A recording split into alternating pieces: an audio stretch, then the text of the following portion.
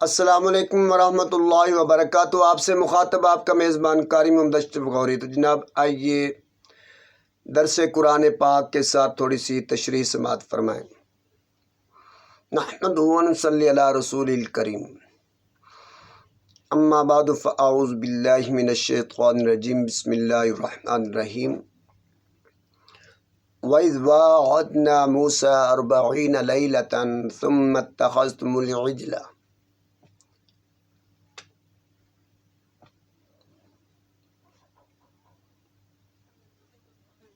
من بعدہ وانتم ظالمون۔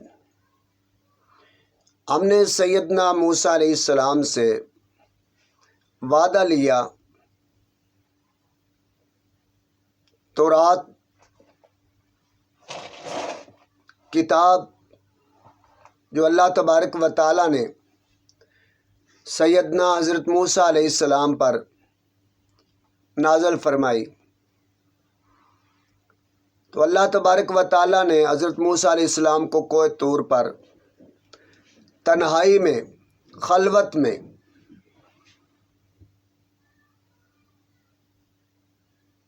رہنے کا حکم فرمایا۔ وہاں پر آپ تشریف لے گئے۔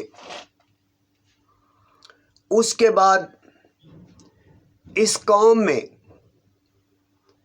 ایک سامری نامی شخص تھا، اس نے جو ان کے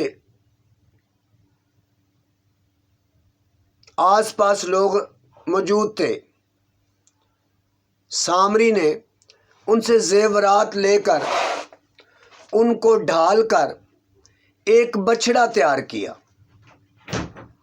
بچھڑا تیار کر کے اس کے اندر ایک آواز، ایک طرف سے ہوا داخل ہوتی، دوسری طرف سے خارج ہوتی، تو بڑی عجیب سی آواز نکلتی،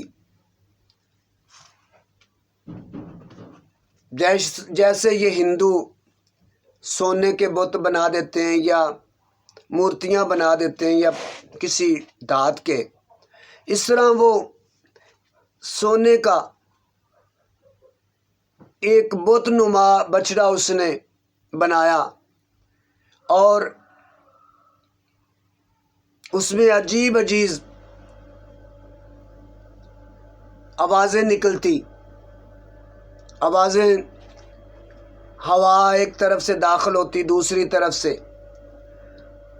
تو اب اس سامری نے کہا کہ حضرت موسیٰ علیہ السلام پتہ نہیں اللہ کریم کی ذات کو، خدا کی ذات کو کہاں تلاش کر رہے ہیں، خدا تو یہ ہے۔ اب انہوں نے اس بچڑے کی عبادت کرنی شروع کی۔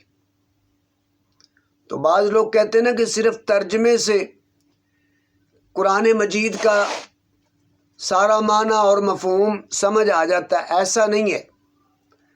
قرآن مجید کو سمجھنے کے لیے انسان کو دوسرے علوم کی ضرورت ہوتی ہے۔ اب پس منظر یہاں پر اللہ تبارک و تعالی کا ارشاد اور ان کو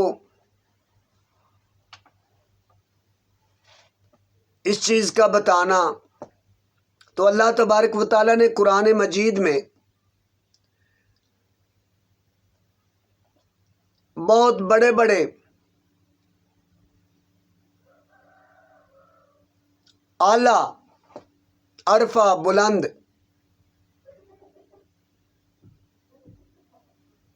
اصول بیان فرمائے۔ اس کی تشریح حضرت محمد رسول اللہ صلی اللہ علیہ وسلم کی زبان اقدس سے جاری ہوئی ہے۔ تو قرآن مجید کی تفسیر کو، اس کے معنی اور مفہوم کو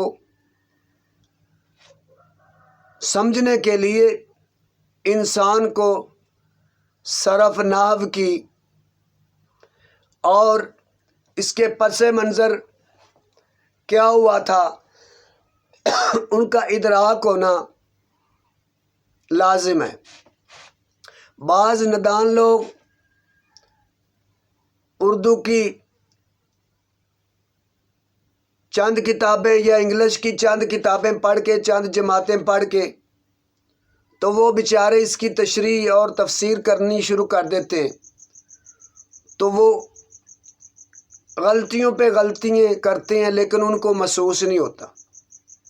اس لیے دین کی بات کو بڑے محتاط طریقے سے کرنا چاہیے اگر مکمل عبور ہو، ورنہ اس کا عبور حاصل کرنے کی کوشش کرنی چاہیے۔ تو اللہ تبارک و تعالی مجھے اور آپ کو نیک عمل کی توفیق عطا فرمائے۔ تو اس کی تفصیل انشاءاللہ آپ اگلے پروگرام میں، اگلی نشست میں سماعت فرما سکیں گے۔ اللہ حافظ۔